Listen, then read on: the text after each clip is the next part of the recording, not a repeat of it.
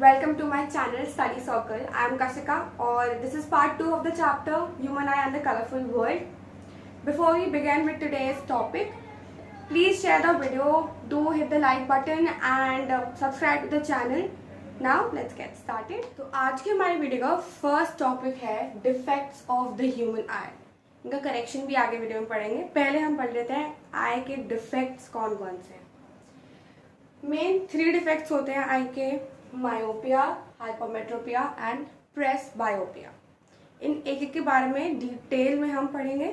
तो let's start with myopia first. Myopia को हम शॉर्ट साइडेडनेस या फिर नियर साइडेडनेस भी बोलते हैं. क्यों बोलते हैं हम इसे? क्योंकि हमें पास का जो है वो क्लियर दिखता है, उल्टा होता है. इस डिफेक्ट में क्या होता है, देखो डिफेक्ट ऑफ विजन है ये, due to which person can not see distant objects. दूर के ऑब्जेक्ट्स क्लियरली नहीं देख पाता है, लेकिन नियर बाय ऑब्जेक्ट्स को क्लियरली देख पाता है. That is myopia. उल्टा है ये चीज थोड़ी सी, हम दूर का नहीं देख पाते हैं बट पास का देख पाते हैं क्लियरली, लेकिन हमसे क्या बोलते हैं, शॉर्ट साइडेडनेस और near sidedness. This is myopia.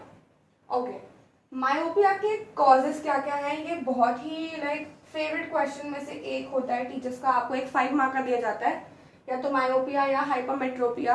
आपको समझाना होता है. अलॉन्ग विद 2 मार्कर्स में इसके कॉजेस आ जाते हैं और इसका रे डायग्राम भी आ जाता है बनाने के लिए, इसके डिफेक्ट और उसके करेक्शन को. तो वो भी हम अभी सीखेंगे. पहले कॉजेस देख लेते हैं. कॉजेस क्या क्या है मायोपिया के? Due to high converging of lens. Focal length क्योंकि शॉर्ट हो जाती है. मैंने आपको बताया था इससे पहली वाले वीडियो में कि जब हम दूर के ऑब्जेक्ट्स देखते हैं तो फोकल लेंथ कैसी हो जाती है, हमारी फोकल लेंथ शॉर्ट हो जाती है ना. तो फोकल लेंथ क्योंकि शॉर्ट हो जाती है तो कन्वर्जिंग क्या हो जाता है, आई लेंस का जब हो जाता है ज्यादा हो जाता है. छोटा फोकल लेंथ तो कन्वर्जिंग पावर ज्यादा हो गई. ठीक है.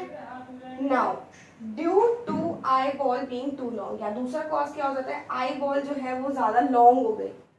तो ये 2 रीजंस होते हैं मायोपिया के. फेवरेट क्वेश्चंस में से हैं ये टीचर्स के, तो ध्यान से देखेंगे इसको. फिर है second defect which is hypermetropia. Hypermetropia myopia का बिल्कुल उल्टा है. It is also known as long sightedness और far sightedness. It is that defect of vision in which person can not see कैसे objects, nearby objects clearly, but can see कैसे object देख सकता है, डिस्टेंट ऑब्जेक्ट्स क्लियरली देख सकता है.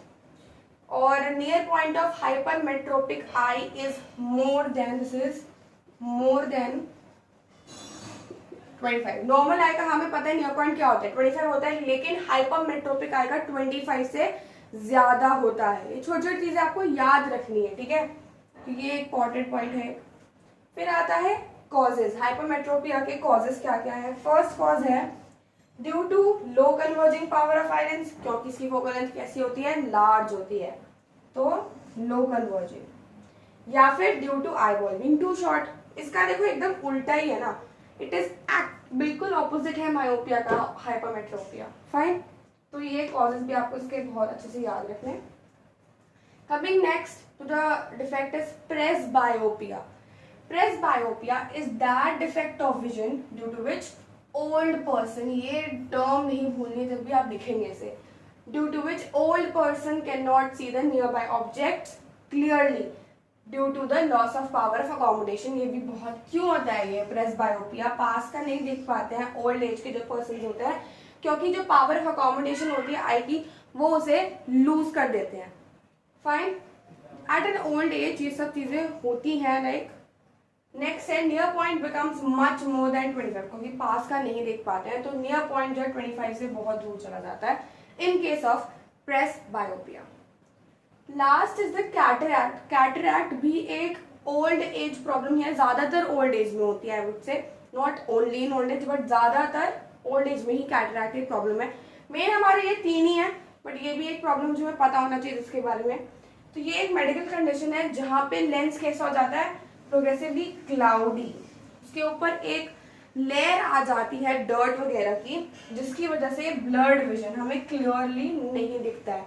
और ये इशू कैसे रिजॉल्व हो सकता है कैटरैक्ट का? इट्स ओनली थ्रू सर्जरी, सिर्फ सर्जरी से ही कैटरैक्ट हो सकता है। हिंदी में इसे मोतिया भी कहते हैं, right? That is cataract. Fine. तो अभी तक हमने देखे थे डिफेक्ट्स ऑफ द आई, अब हम उनका करेक्शन देखते हैं।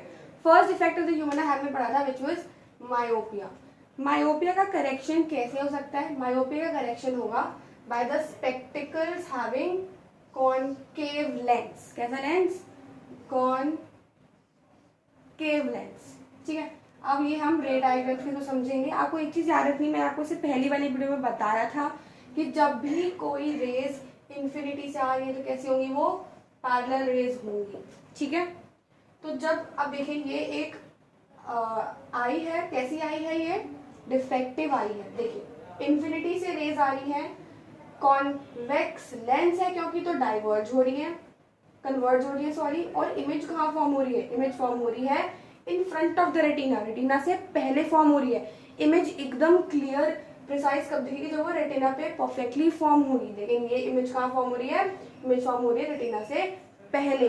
और आपने जब आप ये डायग्राम्स बनाते हो तो आपको इसकी लेबलिंग करना बहुत इंपॉर्टेंट है। प्रॉपरली लेबलिंग कीजिए। मैं यहाँ जितनी कर सकती हूँ मैंने करी है, आपको हर चीज मार्क करनी है जरूर। ओके, अब ये देखिए फर्स्ट केस में क्या हो रहा है? हमारा इमेज कहाँ बन रही है? In front of the retina. अब देखते हैं ये इस आई का, ये जो डिफेक्टिव आई है इसका फार पॉइंट है ये। सपोज फॉर एग्जांपल इसका फार पॉइंट ये। जब हम देख रहे हैं कि अगर ये रेज फार पॉइंट से कॉन्वेक्स लेंस पे पड़ रही हैं तो फार पॉइंट से तो ये कन्वर्ज होके लेंस से इमेज रेटिना पे ही फॉर्म हो रही है। यानी कि हमें लेंस की पावर किस हिसाब से एडजस्ट करनी है कि वो इमेज को फार पॉइंट के हिसाब से बनाए, इस डिफेक्टिव आई की फार पॉइंट के हिसाब से बनवाए। इसकी एक बार लेबलिंग देख लेते हैं। Range from far point, F यहाँ पे मैंने फार पॉइंट लिया है। इमेज कहाँ फॉर्म हो रही है? रेटिना पे फॉर्म हो रही है। अब देखिए ये है इसका करेक्शन। मेन जो डायग्राम है वो है इसका ये करेक्शन। अब देखो इमेज ये हमारी सॉरी जो रेज आ रही है वो हमारी पैरेलल आ रही है। ये जो दो रेज आ रही है पैरेलल आ रही है हमारी इन्फिनिटी से। अब क्योंकि ये हमने यहाँ पे कैसे लेंस लगाया? Concave lens. जब कॉनकेव लेंस लगाया तो ये रेस कैसे हो गई? ये डाइवर्ज हो गई, ये रेस डाइवर्ज हो गई। डाइवर्ज होके ये जब कॉन्वेक्स लेंस पे पड़ रही है तो फिर आगे आगे कन्वर्ज हो गई। और ये कहाँ फॉर्म हो रही है? इमेज अब रेटिना पे हो रही है। ऐसा क्यों हो रहा है? क्योंकि जब ये कॉनकेव लेंस हमने इस पावर के हिसाब से एडजस्ट किया कि जो उसका जो ये फार पॉइंट है, ये एक जो लेंस है ये एक वर्चुअल इमेज बना रहा है उस ऑब्जेक्ट की, कि हमें लग रहा है कि वो कहाँ रखा है? उस मायोपिक आई के फार पॉइंट पे रखा है। अब जब वो उसके फार पॉइंट पे होगा तो इमेज रेटिना पे बनेगी। तो इमेज कहाँ बन रही है? रेटिना पे। तो इस कॉनकेव लेंस की वजह से क्या हुआ? हमें अपीयर हो रहा है, या आई को अपीयर हो रहा है कि वो इमेज कहाँ फॉर्म हो रही है? वो इमेज फॉर्म हो रही है फार पॉइंट पे। तो क्या लिखा है मैंने यहाँ पे? लिखा है कि lens forms a virtual image. ये बहुत इंपॉर्टेंट है। वर्चुअल इमेज फॉर्म हो रही है ऑब्जेक्ट की कहाँ पे? फार पॉइंट पे, उस आई के फार पॉइंट पे। ठीक है, इनकेस है हमारा हाइपरमेट्रोपिया का। हाइपरमेट्रोपिया कैसा एक डिफेक्ट है? जब हम पास की चीजें क्लियरली नहीं देख सकते तो उसमें स्पेक्टिकल्स कैसे चाहिए हमें? कॉन्वेक्स लेंस के स्पेक्टिकल्स होने चाहिए। अब फर्स्ट देखते हैं, ये एक नियर पॉइंट है। नॉर्मल नियर पॉइंट जो होता है किसी ऑब्जेक्ट का, किसी आई का, विच इज 25 सेंटीमीटर। मैंने आपको पिछला बार भी बताया था। अब क्योंकि ये एक डिफेक्टिव आई है तो इसका नॉर्मल 25 सेंटीमीटर से अगर कोई ऑब्जेक्ट रखा है, नियर बाय ऑब्जेक्ट रखा है, तो जब ये रेज, मैंने आपको पिछली बार बताया, क्या बताया था कि नियर पॉइंट से जब रेज आती है तो कैसे आती है? डाइवर्जिंग और इन्फिनिटी से पैरेलल। तो ये याद रखना है। नियर पॉइंट से रेज कैसे आ रही है? नियर पॉइंट से रेज आ रही है डाइवर्जिंग रेज आ रही है। अब जब ये कॉन्वेक्स लेंस पे पड़ी तो कन्वर्ज होंगी, लेकिन कन्वर्ज होने के बाद इमेज कहाँ फॉर्म हो रही है? रेटिना। ये जो रेटिना है, लेबलिंग याद रखनी है आपको सारी, रेटिना के पीछे फॉर्म हो रही है। तो image is formed behind the retina, क्योंकि ये डिफेक्टिव आई है। अब देखते हैं, ये एन है नियर पॉइंट, ये वाला 25 सेंटीमीटर का ये नियर पॉइंट है, और ये एन डैश जो मैंने मार्क करा है ये अब इस आई का नियर पॉइंट है। ये नॉर्मल नियर पॉइंट जो आई का होता है 25 सेंटीमीटर वो है, और ये एन डैश नियर पॉइंट है डिफेक्टिव आई का। अब देखिए हम अगर इस नियर पॉइंट से क्या होता है, नियर पॉइंट अगर ये डिफेक्टिव आई का पीछे जाता है, मैंने आपको बताया था इससे जस्ट पहले डिफेक्ट्स में कि नियर पॉइंट क्या होता है, पीछे हो जाता है और ज्यादा हो जाता है। नियर पॉइंट नॉर्मल का 25 होता है, तो सपोज ये 30 हो गया या कुछ भी हो गया तो मतलब ज्यादा होगा 25 से, तो इसलिए पीछे बनाना है। तो एन डैश से जब हमारी रेज गई, डाइवर्जिंग रेज गई, कॉन्वेक्स लेंस पे कन्वर्ज हुई और कहाँ फॉर्म हो रही है, रेटिना पे फॉर्म हो रही है। जैसे मैंने आपको इस केस में बताया था, हमने अब ऑब्जेक्ट को कहाँ रखा है, near point, normal near point पे, विच इज 25 सेंटीमीटर पे। करेक्शन कैसा है इसका, कॉन्वेक्स लेंस से करेक्शन है। तो जब ये रेस कॉन्वेक्स लेंस पे, डाइवर्जिंग रेस कॉन्वेक्स लेंस पे पड़ेंगी तो ये क्या होंगी, आगे जाके ये कॉन्वर्ज होंगी। फर्दर जब इस लेंस पे पड़ेंगी तो और कॉन्वर्ज होंगी, और कहाँ बनेगी इमेज बनेगी रेटिना पे। तो कॉन्वेक्स लेंस कैसी, एक वर्चुअल इमेज फॉर्म करता है। हमें लगता है इस लेंस, जब हम लेंस को लगा लेते हैं तो हमारी आई को ये अपीयर होता है, एक वर्चुअल इमेज बनती है कि ये जो ऑब्जेक्ट है कहाँ रखा है, उस आई के नियर पॉइंट पे, एन डैश पे रखा है। बल्कि ऑब्जेक्ट कहाँ होता है, N25 सेंटीमीटर जो है वहां पे रखा है, लेकिन हमें लग रहा है कि वो रेज जो आ रही है वो एन डैश से आ रही है, हमारी आई के नियर पॉइंट से आ रही है। ठीक है, ओके। तो यहाँ पे कहाँ पे, नियर पॉइंट पे बन रही है। अब अगर हमने इसे रखा है कॉन्वेक्स लेंस, हमने यूज करा है क्योंकि हम अब करेक्शन कर रहे हैं, तो इमेज कहाँ फॉर्म हो रही है, रेटिना पे फॉर्म हो रही है। ये दोनों केसेस बहुत ही इंपॉर्टेंट है, विद डायग्राम्स आपको अच्छे से याद करना है। 5 मार्क का क्वेश्चन आ जाता है, बहुत चांसेस होते हैं इसमें। तो हमने अपना थर्ड डिफेक्ट पढ़ा था, विच इज प्रेस बायोपिया, और उसका करेक्शन होता है बायफोकल लेंस। बायफोकल लेंस यानी एक ही लेंस में दो तरीके के लेंस होते हैं, जैसे कि हमारे फ्रेम, चश्मे का जो लेंस होता है वो एक ऐसा लेंस होता है। तो बायफोकल लेंस में क्या होता है, ये जो पास वाला पोर्शन हमने शेड किया हुआ है ये कॉन्वेक्स का होता है, और जो ये बाहर का बचा पोर्शन होता है ये कॉनकेव लेंस होता है। तो इससे क्या होता है, जब कोई दूर का देखता है तो ये फार के लिए कॉनकेव है, और जब किसी को नियर का देखता है तो वो पास से देखता है, उसके लिए कॉन्वेक्स लेंस यूज किया जाता है। These are bifocal lenses. Now moving towards our next topic. Next topic है हमारा ग्लास प्रिज्म। तो सबसे पहले देखते हैं है क्या ग्लास प्रिज्म। एक ट्रांसपेरेंट मटेरियल होता है जो कि ट्राइंगुलर फेसेस से बना होता है, 3 ट्राइंगुलर फेसेस। एक बार ध्यान रखिए, आपको फिगर में शायद लगे but the faces are not at all parallel, this is a very important note. फिर जो मैंने मार्क किया, this is the angle of prism. Angle of prism क्या होता है, छोटी छोटी डेफिनेशन हमें याद करनी है ये सारी। The angle between the opposite faces of a prism is known as the angle of prism. दो ऑपोजिट फेस के बीच में जो एंगल बनेगा that is the angle of prism. ठीक है, अब पढ़ते हैं reflection of light through a glass prism. आगे इस टॉपिक में फर्दर है reflection of light through glass prism. पहले हम इसकी लेबलिंग को चेक करते हैं, बहुत ध्यान से देखेंगे। AB here is the incident ray, BC is the refracted ray, CD is the emergent ray। ये AB ही है जो आगे कंटिन्यू हो रही है डॉटेड लाइन से, और ये CD है जो पीछे हमने डॉटेड लाइन से ज्वाइन कर दिया। ठीक है, कि बाहर जो है ग्लास प्रिज्म से बाहर रेयर मीडियम है और अंदर क्या है, डेंसर मीडियम। ठीक है, अब दो चीजें हमें पता है कि अगर ये रेयर मीडियम से डेंसर मीडियम में जा रही होती है तो कहाँ बेंड होती है, that bend towards the normal. और अगर लाइट डेंसर मीडियम से रेयर मीडियम में जा रही है तो it bends away from the normal. Alright, अब देखते हैं क्या हुआ जब ये इंसिडेंट रे AB हमारी रेयर मीडियम से यानी बाहर से एयर से डेंसर मीडियम यानी कि ग्लास प्रिज्म में एंटर करती है। तो ये नॉर्मल बनाया हुआ मैंने, ये जो आप डैश डाइट देख रहे हैं इट्स नॉर्मल। तो क्या होता है, it bend towards the normal, नीचे हो जाता है नॉर्मल से। ठीक है, देखो नॉर्मल ऐसे जा रही थी but towards the normal bend हुई। अब आगे जब ये रे BC गई तो फर्दर क्या हुआ, क्योंकि ये डेंसर मीडियम से रेयर मीडियम में जा रही है तो ये क्या हो जाएगी, इट विल बेंड। अब ये नॉर्मल ऐसे हो गया, कैसे हो गया, पहले नॉर्मल हमारा ऐसा था, अब ये वाला नॉर्मल हमारा ऐसा।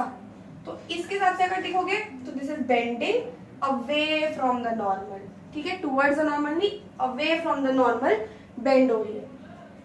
तो अब देखो ये इंसिडेंट रे और ये इमर्जेंट रे, जो रे अंदर जा रही है इंसिडेंट रे और जो रे बाहर आ रही है दैट इज द इमर्जेंट रे। Now this angle between the incident ray and the emergent ray is known as the angle of deviation.